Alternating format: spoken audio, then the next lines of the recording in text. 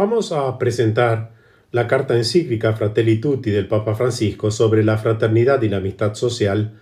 Trataremos de hacer una presentación en general, es extensa, son 8 capítulos, pero al mismo tiempo buscaremos hacer una exégesis o interpretación de ciertos ítems o números que consideramos importantes y sumamente valiosos.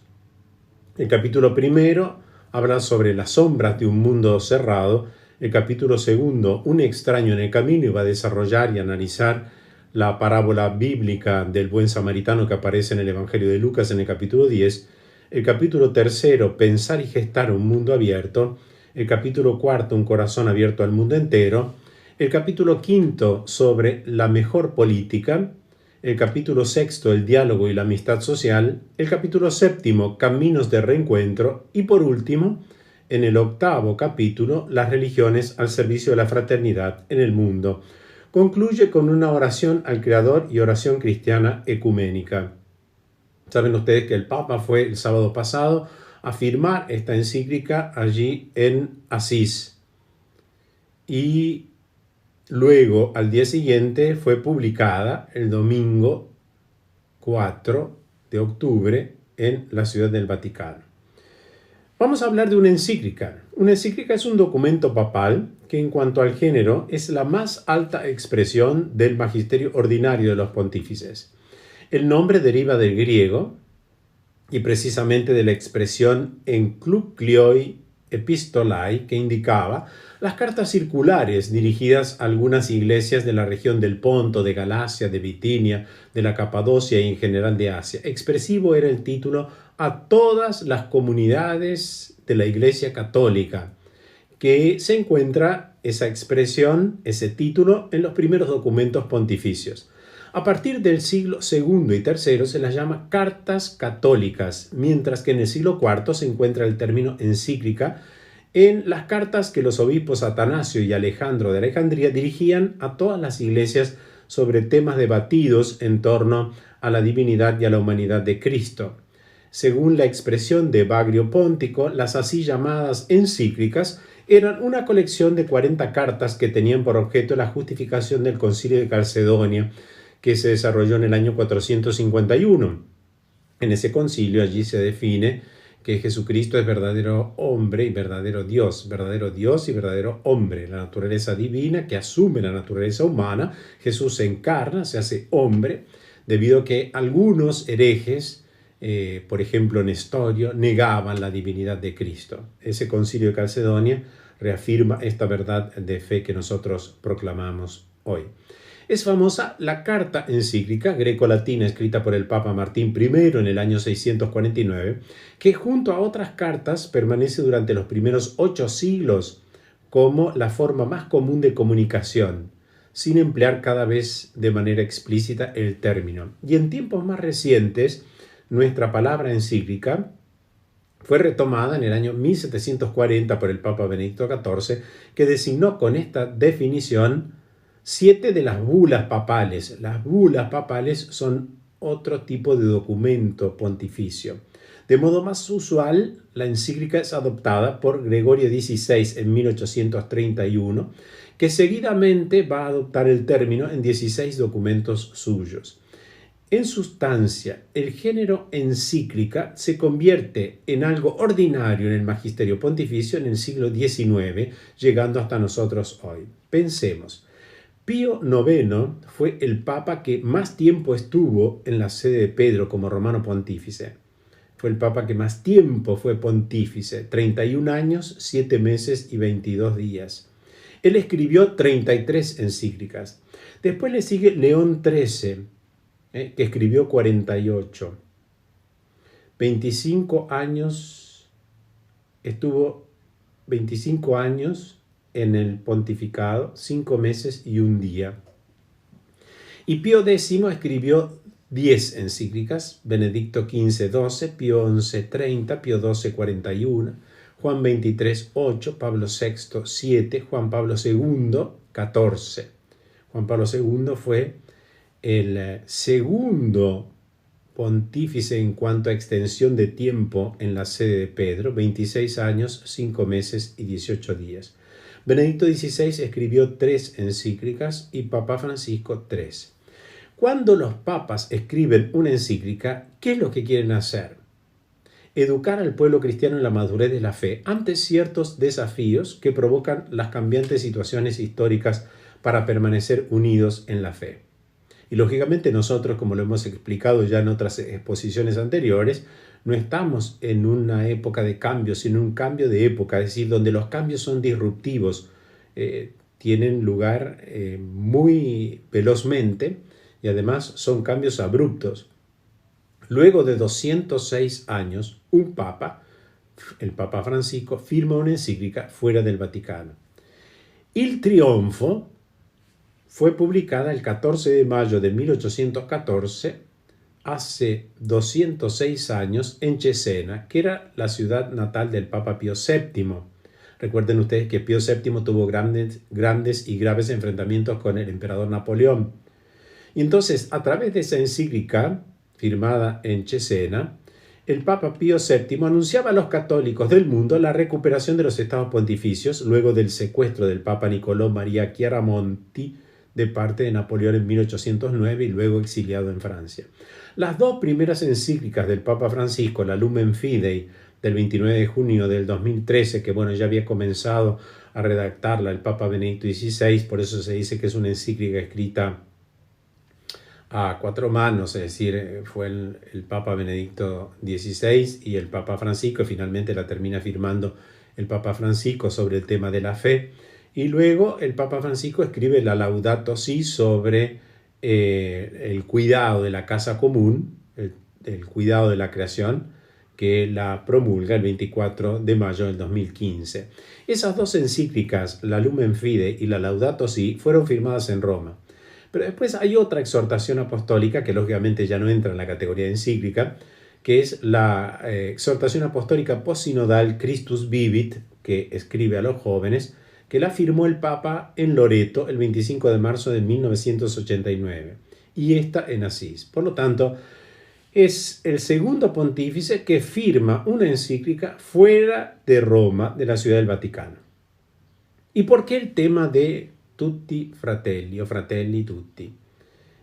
Porque el tema de la interconexión, de la relación, lógicamente que esta encíclica se llama Fratelli Tutti, es decir, hermanos todos, todos somos hermanos, tutti fratelli.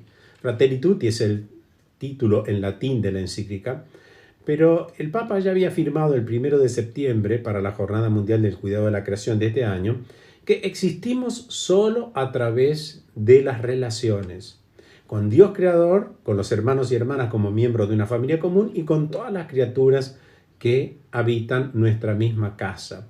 Y allí el Papa señalaba cómo todo está relacionado y todos los seres humanos estamos juntos como hermanos y hermanas en una maravillosa peregrinación, entrelazados por el amor que Dios tiene a cada una de sus criaturas y que nos une también con tierno cariño al hermano Sol, a la hermana Luna, al hermano Río y a la Madre Tierra.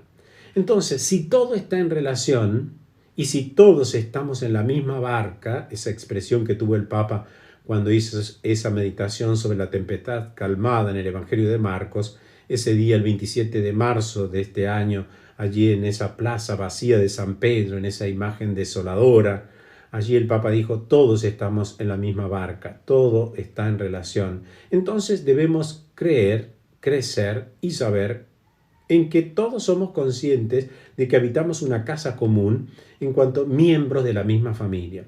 El Papa siempre ha subrayado este término, casa común, que no es un lugar común en el mundo, sino que es una casa. Entonces, en la casa es donde se viven las interrelaciones entre los seres queridos que allí viven, entre el padre, la madre, los hijos, los ancianos que tal vez conviven bajo el mismo techo. Por eso se habla de que todo está en relación y todos estamos en la misma barca y entonces todos tenemos que estar conscientes de que habitamos en una casa común. En total, esta encíclica tiene 287 números. El nombre de la encíclica se refiere a esa expresión Fratelli Tutti con la que San Francisco se dirigía a todos los hombres y mujeres proponiendo una forma de vida con sabor a evangelio. Qué hermosa esta expresión, ¿no? Una forma de vida con sabor a evangelio. Y él declaraba feliz a quien amara al otro, tanto a su hermano cuando está lejos o él cuando está junto a esa persona, a ese hermano. Es decir, tanto si estás cerca como si estás lejos, tenés que vivir una fraternidad. Por eso el Papa habla de una fraternidad abierta. Se valora al otro más allá de la cercanía física o del lugar del universo en donde haya nacido, donde habite.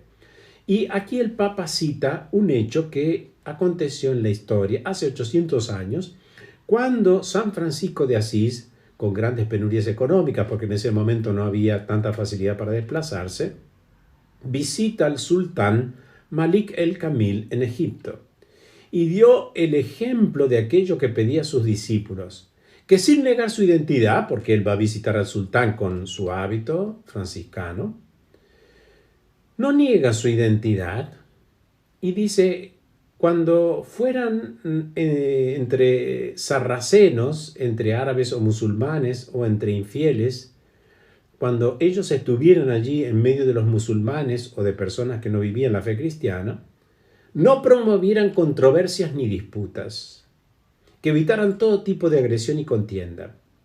Y si la encíclica Laudato Si, dice el Papa, tuvo una fuerte inspiración en el patriarca ortodoxo Bartolomé, esta encíclica, Fratelli Tutti, fue estimulada por el gran imán Ahmad al-Tayeb, con quien se encontró en Abu Dhabi para recordar que Dios ha creado a todos los seres humanos iguales en los derechos, deberes y dignidad, y los ha llamado a convivir como hermanos entre ellos.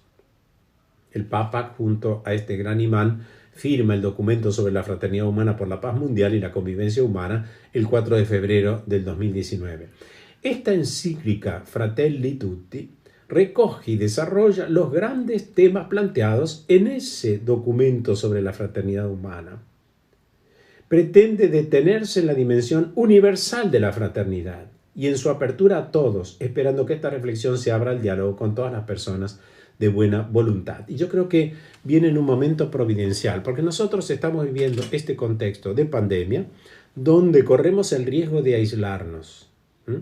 Y bueno, además tenemos toda la influencia de los medios digitales.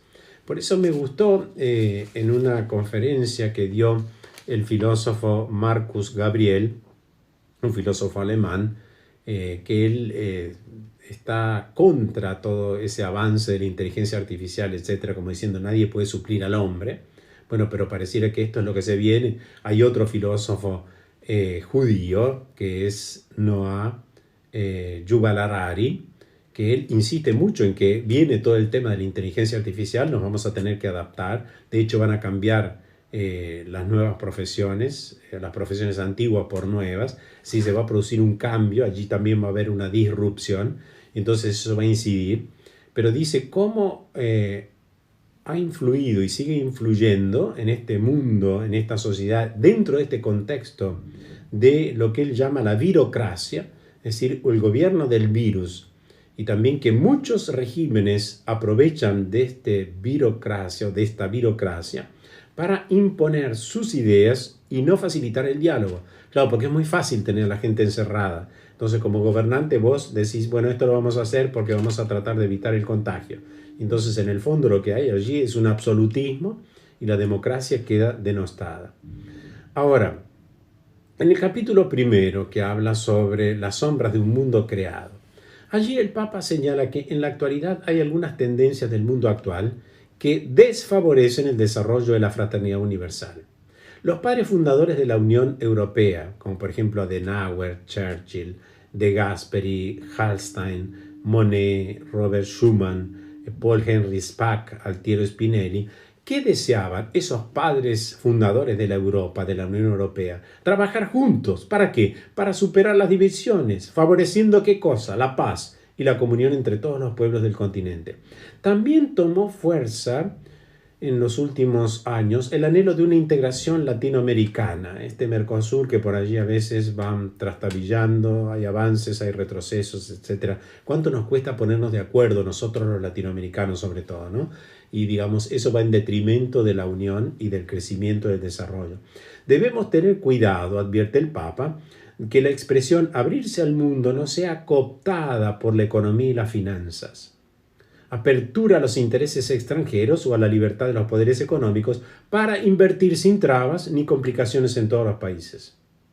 Ahora, el tema del bien común no puede ser ajeno y cuidado con querer o aceptar que se imponga un modelo cultural único que unifica el mundo, pero divide a las personas y a las naciones. Es decir, porque hay una identidad cultural que uno no puede renegar de ella, es decir, la pertenencia. La sociedad globalizada nos hace más cercanos, pero no más hermanos.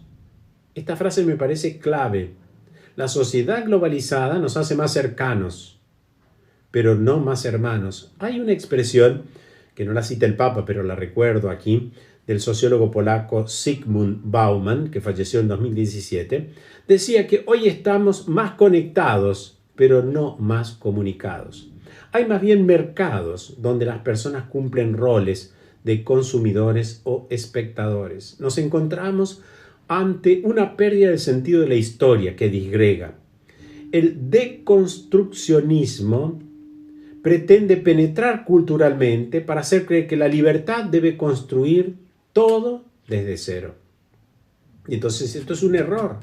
Si no podemos hablar de fraternidad, si negamos nuestra identidad y nuestra pertenencia cultural, geográfica, sociológica, deja en pie la necesidad de consumir sin límites y acentuar el individualismo sin contenido, este deconstruccionismo, y lleva a vaciar de contenido el pasado, desarraiga, lleva a la desconfianza de todo y a ignorar todo lo que nos precede. Esto se demuestra en la política, que no es en general una discusión sana sobre proyectos a largo plazo. Y esta es una deficiencia que estamos viviendo a nivel global. Nuestros políticos no piensan a largo plazo, son cortoplacistas, por eso la gente vive la desesperanza, porque no hay un futuro a largo alcance.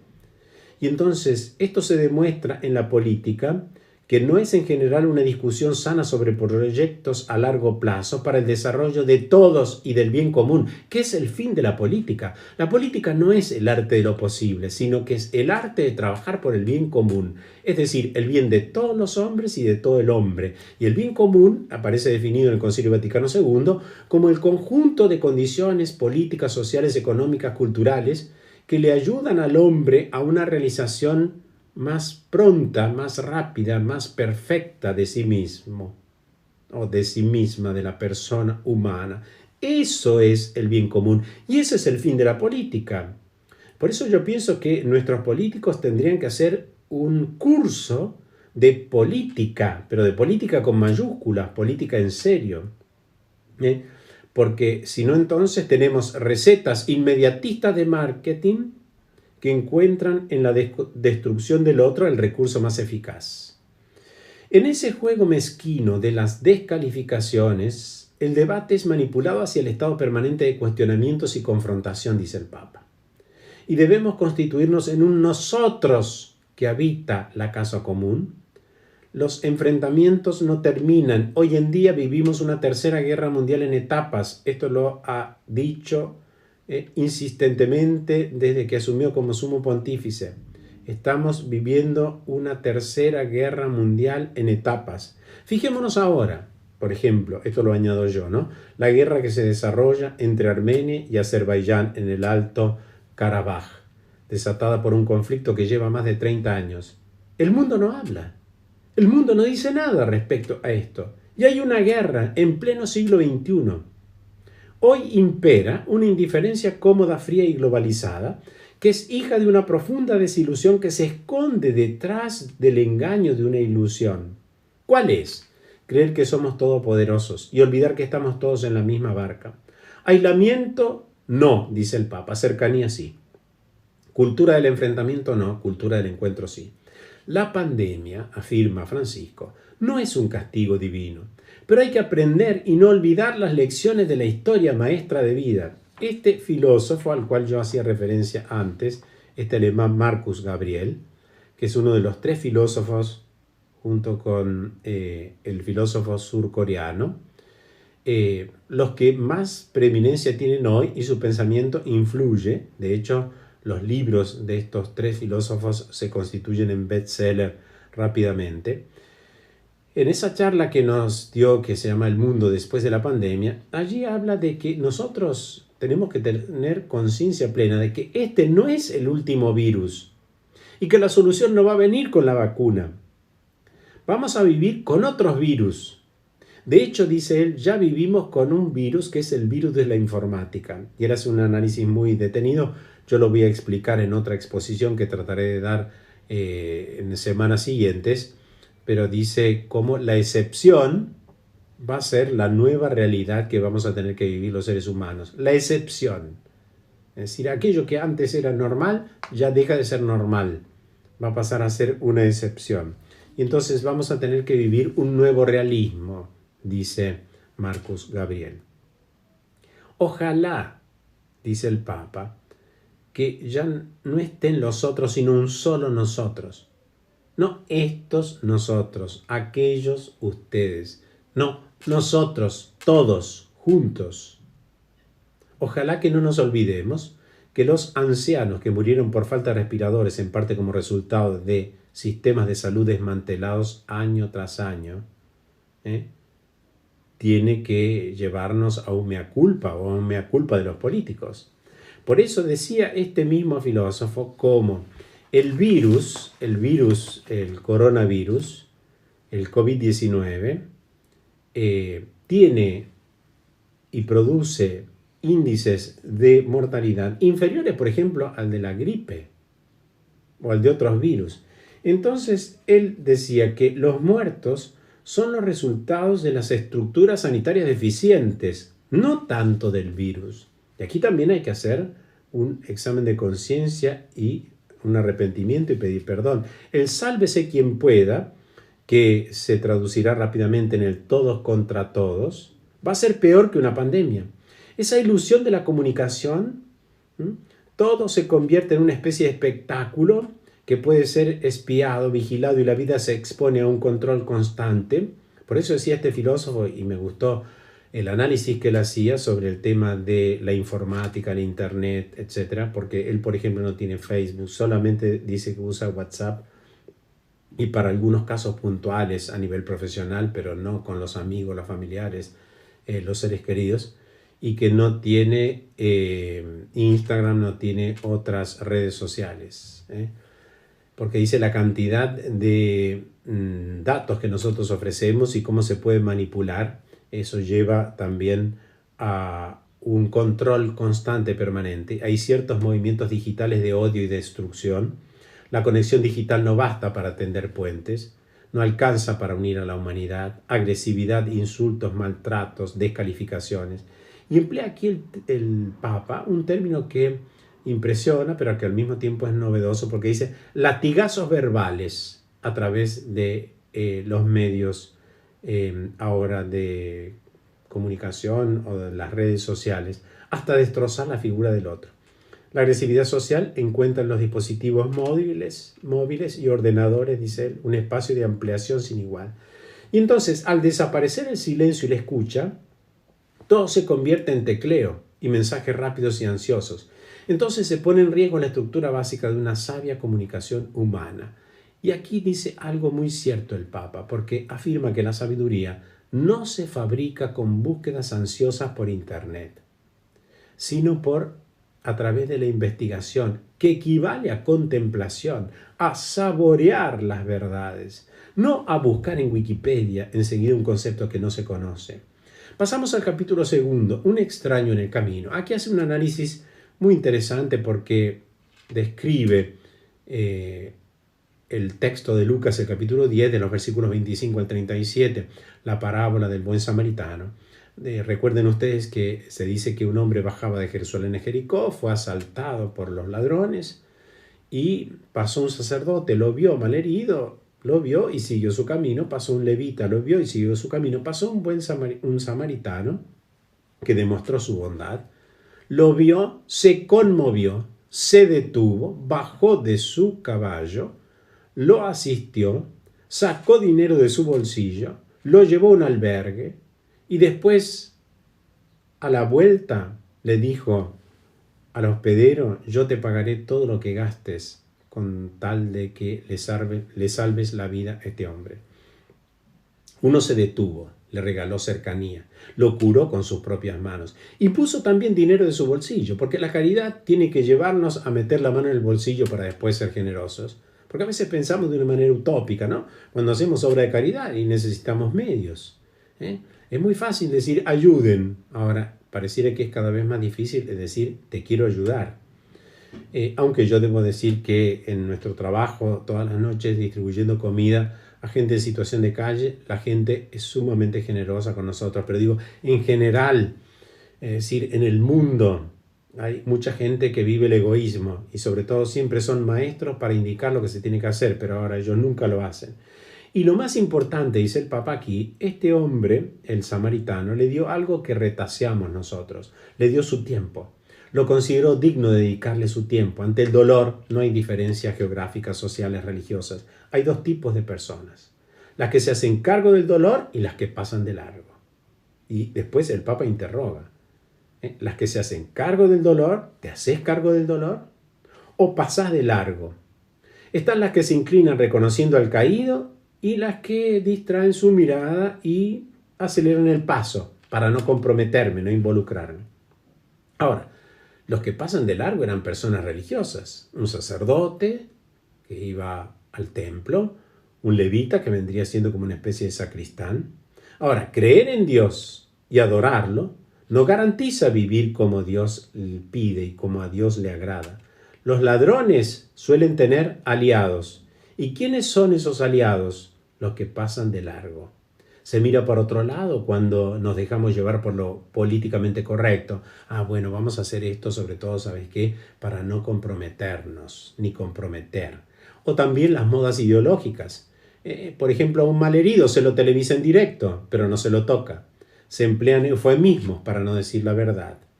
El samaritano en el camino se fue sin esperar reconocimientos ni gratitudes. Cuidemos la fragilidad de todo hombre, pide el Papa. De todo hombre, mujer, niño, anciano, con una actitud solidaria y atenta. ¿Qué es cuál? La actitud de la proximidad. La proximidad crea fraternidad. ¿Y qué dice después al final? Porque el Evangelio de Lucas 10 comienza un maestro de la ley, un doctor de la ley, dice: Señor, ¿quién es mi prójimo? Y Jesús no le da una definición. Le enseña a través de una parábola lo que tiene que hacer. Al final de esa parábola le dice: vete y haz tú lo mismo. La Iglesia ha tardado tanto tiempo para condenar, por ejemplo, la esclavitud y tantas formas de violencia. Hay que predicar sobre el sentido social de la existencia, dice el Papa, la dimensión fraterna de la espiritualidad. No es que estoy llamado a vivir la espiritualidad como en una burbuja, ya que hoy se emplea tanto este término, ¿no? Encerrados en nuestro gueto, en nuestro movimiento, en nuestro grupo religioso. No, salir. La espiritualidad tiene una dimensión fraterna. Pasamos al capítulo 3. Allí el Papa habla de pensar y gestar un mundo abierto. Porque una correcta antropología cristiana hace descubrir que nosotros hemos sido creados por amor y para amar. Y aquí voy a citar, no lo dice el Papa, no lo dice en la encíclica, algo que decía Descartes, que decía: cogito ergo sum, pienso, luego existo. Aquí fijemos la atención en este punto. Si yo a cogito le agrego una R, es cogitor ergo sum, que significa no pienso, luego existe, sino soy pensado, soy amado por Dios, luego existo. Hay una ley del éxtasis, dice el Papa Francisco, que es salir de sí mismos para hallar en otro un crecimiento del ser. La apertura del amor no es geográfica, sino existencial. Es decir, que donde estés, te abras.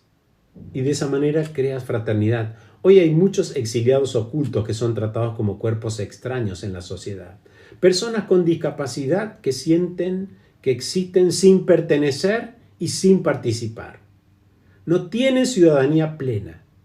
El amor más allá de las fronteras tiene en su base lo que llamamos amistad social, que es el vínculo que se debe dar en una ciudad o en un país. Es una condición de posibilidad de una verdadera apertura universal. Todos somos iguales en dignidad, pero no se deben anular las diferencias, sino crecer en base a las diferencias. El hombre ha sido creado a imagen y semejanza de Dios. Todos tenemos la misma dignidad, pero tenemos diferentes talentos. Lo importante es reconocerlos para ponerlos al servicio de los otros. Eso es fraternidad abierta. Eso implica ser prójimo, no socio, asociado, dice el Papa, a determinados intereses. Libertad, igualdad y fraternidad son los tres principios de la Revolución Francesa en 1789. Ahora, la fraternidad no es solo resultado de condiciones de respeto a las libertades individuales, ni siquiera de cierta equidad administrada. La fraternidad tiene algo positivo que ofrecer a la libertad y a la igualdad. Sin fraternidad, la libertad enflaquece. Y quienes crean socios, que crean muros. En una sociedad no debe haber socios, debe haber ciudadanos libres, iguales, fraternos. Pasamos al capítulo 4. Un corazón abierto al mundo entero. Aquí, dice el Papa, en relación con lo que afirmaba anteriormente, es importante aplicar el concepto de ciudadanía, que se basa en la igualdad de derechos y deberes bajo cuya protección todos disfrutan de la justicia. Todos. Debemos comprometernos para establecer en nuestra sociedad el concepto de plena ciudadanía y renunciar al concepto o uso discriminatorio de la palabra minorías. Por ejemplo, a veces en nuestro país cuando se habla de los indígenas o de las personas que viven en ciertos lugares en nuestro país, digamos como tribus, como indígenas, si se dice las minorías étnicas. No, tiene que ser ciudadanía plena la que tengan también ellos. Porque hablar de minorías es sentirse aislado e inferior y prepara el terreno ¿para qué? Para la hostilidad y la discordia. Y quita los logros y los derechos religiosos y civiles de algunos ciudadanos al discriminarlos. Cuando se acoge a una persona diferente, se le permite seguir siendo ella misma, al tiempo que se le da la posibilidad de un nuevo desarrollo. En el número 135, el Papa hace referencia a nuestro país y afirma que una fuerte inmigración siempre termina marcando y transformando la cultura de un lugar. En Argentina, dice Francisco, la fuerte inmigración italiana ha marcado la cultura de la sociedad y en el estilo cultural de Buenos Aires se nota mucho la presencia de alrededor de 200.000 judíos. Y pensemos también, añado yo, además de los italianos, los españoles, los alemanes, los croatas y personas de tantos países de Europa, así que vinieron aquí y bueno, marcan un estilo cultural donde van y entonces son una bendición, dice el Papa, una riqueza y un nuevo don que invita a una sociedad a crecer. Pero a crecer no a pesar de las diferencias, sino gracias a que hay personas diferentes en el sentido que proceden de otros sitios y que enriquecen el lugar donde están, donde se insertan. Entonces, entre globalización y localización también hay una tensión. Hace falta atender a lo global para no caer en la mezquindad, pero no conviene perder de vista lo local. Es decir, estamos en un mundo global, pero no perdamos la identidad de lo local, que nos hace caminar con los pies sobre la tierra. No, dice el Papa, un universalismo abstracto y globalizante, ni tampoco un localismo considerado como un museo folclórico de ermitaños localistas condenados a repetir siempre lo mismo, incapaces de dejarse interpelar por el diferente y la belleza que puede haber más allá de los límites. Cuando la casa, dice Francisco, ya no es hogar, sino encierro, calabozo, lo global nos rescata.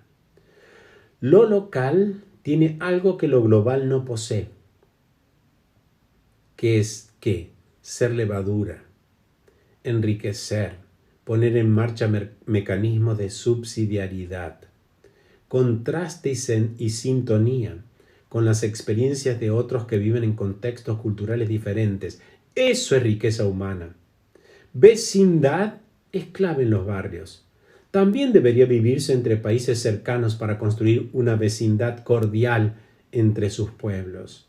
Qué pena da cuando, por ejemplo, nosotros estamos molestos con los uruguayos o con los brasileños, o los brasileños enemistados con nosotros, o los uruguayos con los argentinos. Es decir, allí no hay vecindad, allí no hay cordialidad, ya allí no hay corazón. Entonces todo se vuelve una relación tirante, no humana. Hoy ningún Estado nacional aislado está en condiciones de asegurar el bien común de su propia población.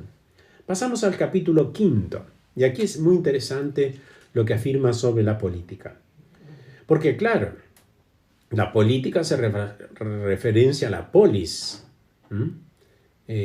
hace referencia a la civitas, a la ciudad, y entonces esto está íntimamente vinculado, política y fraternidad, porque la política debe orientar, promover, restaurar la fraternidad allí donde ha sido malherida. Para el desarrollo de la fraternidad, a partir de pueblos y naciones que vivan la amistad social, ¿qué se hace necesario?, dice el Papa. Una política puesta al servicio del verdadero bien común. Y aquí hay algo que a nosotros nos conviene analizar detenida y detalladamente. ¿Por qué? Porque hay formas populistas, dice el Papa, que utilizan a los débiles de modo demagógico para sus fines, o en formas liberales al servicio de los intereses económicos de los poderosos. Ambas posiciones, es decir, un populismo demagógico y un liberalismo interesado para usufructuar solamente, son un obstáculo para pensar un mundo abierto que tenga lugar para todos. Populista, y aquí me parece que entra un tema novedoso y que creo que hay que profundizar. Populista o no populista, allí se hace una división binaria. El populismo ignora la legitimidad de la noción de pueblo. En vez de hablar de populismo, habría que hablar de pueblo, popular. ¿Por qué? Porque eliminar la noción de pueblo equivale a eliminar la misma palabra democracia, que es el gobierno del pueblo. Una sociedad no es una mera suma de individuos, sino de un pueblo.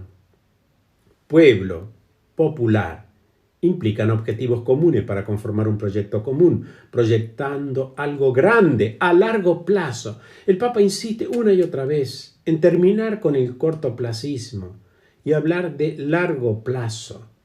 Ser parte de un pueblo es formar parte de una identidad común hecha de lazos sociales y culturales. Por eso es absurdo que estemos acá con la cuestión de la ciudad de Buenos Aires, la provincia de Buenos Aires, o hablar de que hay que descentralizar el país. Por supuesto, cada uno en su provincia debe vivir su identidad, pero no olvidando que somos todos miembros de un país. Es decir, no podés fomentar la división, la separación, el enfrentamiento, la confrontación continua, porque esto no ayuda a esa fraternidad, no ayuda al futuro. Además, esto es un proceso lento, difícil, no automático. Y hay algo interesante que afirma en el número 159. Y aquí esto se aplica en varios aspectos a varios países, pero deriva en insano populismo cuando se convierte en la habilidad de alguien para cautivar en orden a instrumentalizar políticamente la cultura del pueblo, con cualquier signo ideológico, al servicio de su proyecto personal y de su perpetuación en el poder. Y esto es de rechazar. Eso es un populismo insano, cuando en verdad tenemos que hablar de pueblo, no de populismo, de popular, no de populismo insano. Y entonces, cuidado, porque se puede instrumentalizar a los pobres, se puede instrumentalizar políticamente la cultura del pueblo con cualquier signo ideológico al servicio de su proyecto personal y de su perpetuación en el poder.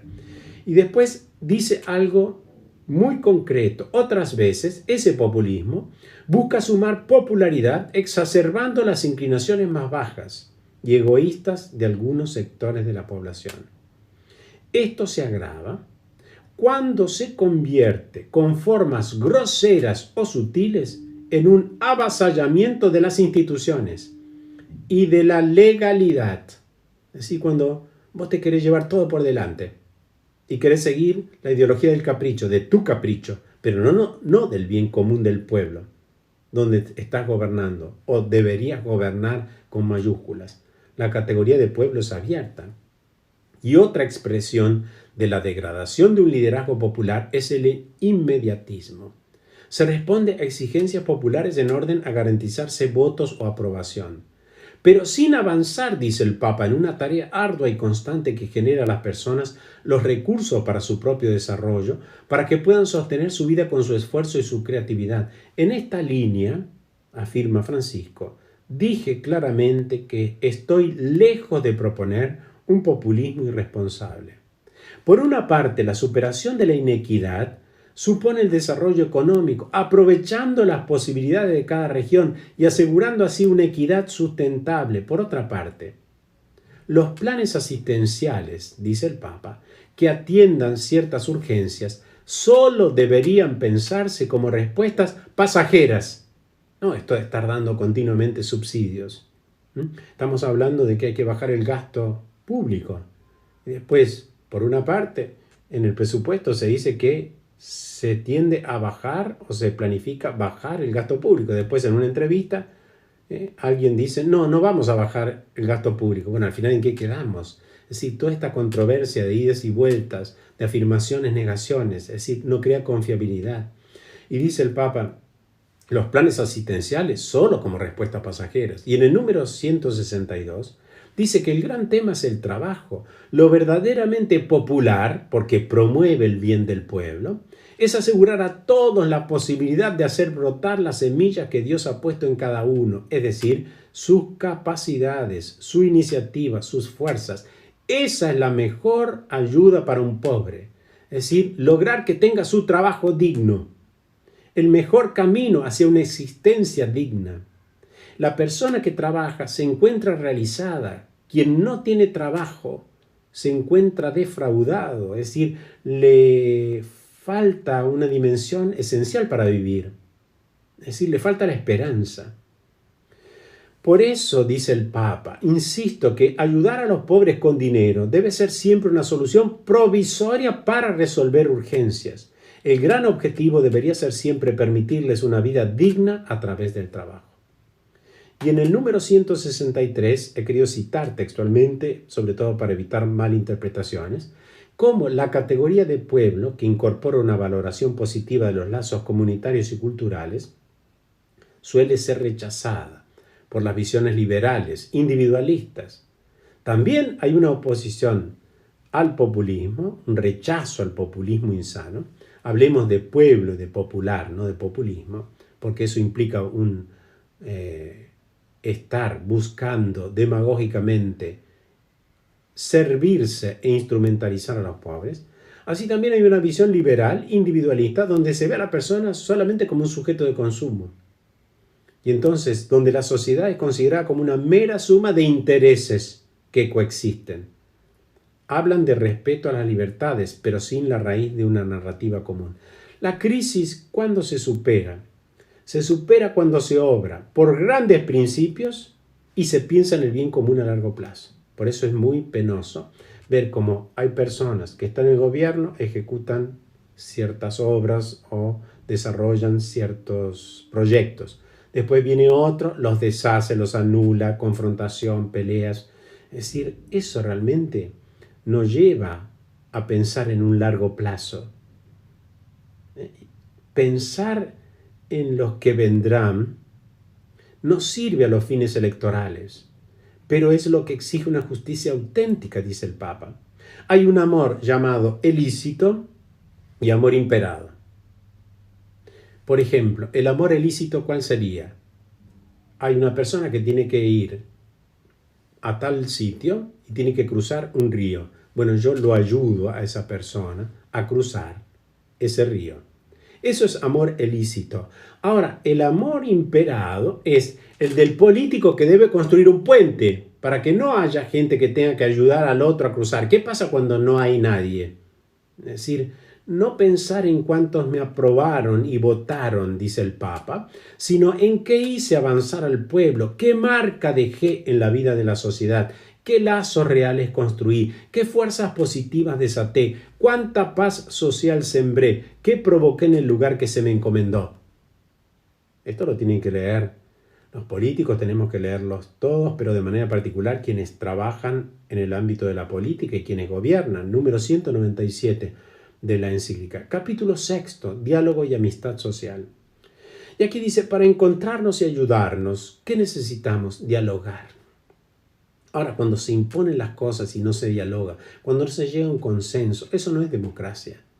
Se confunde al diálogo, dice el Papa, con febriles intercambios de opiniones en las redes sociales. Así, se hacen comunicados a través de Twitter. A través de un tweet se entera que tal o cual gobernante piensa tal cosa. Son monólogos. Claro, allí, en las redes sociales, vos no hablás con el otro. Simplemente expresar tu parecer. Entonces, son monólogos que buscan imponerse por tonos altos y muchas veces agresivos. Prima la costumbre de descalificar al adversario, aplicándole epítetos humillantes, epítetos que no promueven al otro. En lugar de enfrentar un diálogo abierto y respetuoso donde se busque alcanzar una síntesis superadora. Desde su identidad, el otro siempre tiene algo que aportar. Es necesario verificar constantemente que las actuales formas de comunicación nos orientan al encuentro generoso. Es decir, amplitud. Cuando hay un diálogo entre comillas, que siempre está a la defensiva, allí no hay generosidad porque no hay aptitud para escuchar al otro. Y entonces, un diálogo que necesita ser enriquecido e iluminado por razones, por argumentos racionales. Es aquello que decía Pablo VI cuando hablaba de las características del diálogo. La primera, la inteligibilidad. Es decir, vamos a hablar sobre tal tema. Bueno, tenemos que tener un conocimiento al menos mínimo para poder racionalmente descubrir cuál es la solución que encontramos a tal problema. Además, argumentos racionales, variedad de perspectivas, aportes de diversos saberes y puntos de vista y que no excluye la convicción de que es posible llegar a algunas verdades elementales que deben y deberán ser siempre sostenidas. Aceptar que hay algunos valores permanentes, aunque no siempre sea fácil reconocerlos, otorga solidez y estabilidad a una ética social. Por ejemplo, cuando se dice todas las verdades son relativas. No, no todas las verdades son relativas. Hay una verdad, por ejemplo, que es el derecho a la vida, que no es relativo. No es lo mismo vivir que matar. Lo mismo que con el tema de la paz. Es una verdad absoluta que la necesitamos para poder vivir en un clima de consonancia, no de disonancia, y además de concordia. Hay valores básicos que están más allá de todo consenso, son trascendentes a nuestros contextos y nunca negociables. Respetar la dignidad de los otros es un indicio que esa dignidad está por encima de todo cambio cultural, pero respeto en el diálogo. Es decir, cuando hay miembros de la clase política que no se hablan, que no dialogan, que no se comunican, es decir, eso es muy nocivo. ¿Para qué? Para la democracia y para la vida del pueblo. La cultura del encuentro implica descubrir un estilo de vida tendiente a conformar ese poliedro que tiene muchas facetas, muchísimos lados, pero todos formando una unidad cargada de matices. ¿Por qué? Porque el todo es superior a la parte. El poliedro representa una sociedad donde las diferencias viven complementándose, enriqueciéndose e iluminándose recíprocamente, aunque esto implique discusiones y también prevenciones, porque de todos se puede aprender algo. Nadie es inservible, nadie es prescindible. Esto implica incluir a las periferias. Quien está en ellas tiene otro punto de vista, ve aspectos de la realidad que no se reconocen desde los centros de poder, donde se toman las decisiones más definitorias. Hablar de cultura del encuentro significa que como pueblo nos apasiona encontrarnos o intentar encontrarnos, buscar puntos de contacto, tender puentes, proyectar algo que incluya a todos. Esto se ha convertido en deseo y en estilo de vida. El sujeto de esta cultura es el pueblo. no un sector de la sociedad que busca pacificar al resto con recursos profesionales y mediáticos. El diálogo debe ser amable. Hay un término que emplea Pablo en la carta a los Gálatas 5:22, que es Chrestotes, que expresa un estado de ánimo que no es áspero, rudo, duro, sino afable, suave, que sostiene y conforta. Cuando vos podés dialogar con otra persona sin herir, ¿sí?, y sin que te hieran, entonces allí ese diálogo te sostiene, te ayuda a caminar y al mismo tiempo te conforta. Facilita la búsqueda de consensos el diálogo auténtico y abre caminos donde la exasperación destruye todos los puentes. Pasamos al capítulo 7, caminos de reencuentro. Y el Papa allí dice cómo en muchos lugares del mundo hacen falta caminos de paz. ¿Para qué? Para cicatrizar heridas. Para esto se necesitan artesanos de paz.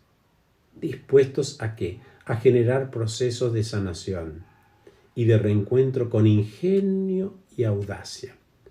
Recuerdo que hace ya varios años leí un libro que escribió el cardenal Agostino Casaroli, que fue secretario de Estado del Papa Juan Pablo II. Él había trabajado mucho en el diálogo, sobre todo con la perestroika y, bueno, además con países comunistas de la Europa del Este. Y entonces él ejerció la actividad diplomática, pero con altura, es decir, no a brocha gorda. Y entonces él escribió un libro que se llama El martirio de la paciencia. Es decir, cómo, si querés lograr objetivos, vas a tener que vivir algo arduo, como es la paciencia, pero los resultados de la paciencia siempre son dulces. La verdad es una compañera inseparable de la justicia y de la misericordia. Verdad, justicia y misericordia. Esos son medios que ayudan a seguir caminos de reencuentro. Las tres juntas son esenciales, la verdad, la justicia y la misericordia. ¿Para qué? Para construir la paz. Y cada una de ellas impide que las otras se vean alteradas. Es clave el sentido de pertenencia. La construcción de la paz social es una tarea que no da tregua. La paz no es solo ausencia de guerra, sino el compromiso incansable de reconocer, garantizar y reconstruir la dignidad tantas veces olvidada o ignorada de los últimos. Los conflictos, ¿cómo se superan? A través del diálogo y de la negociación transparente, sincera y paciente.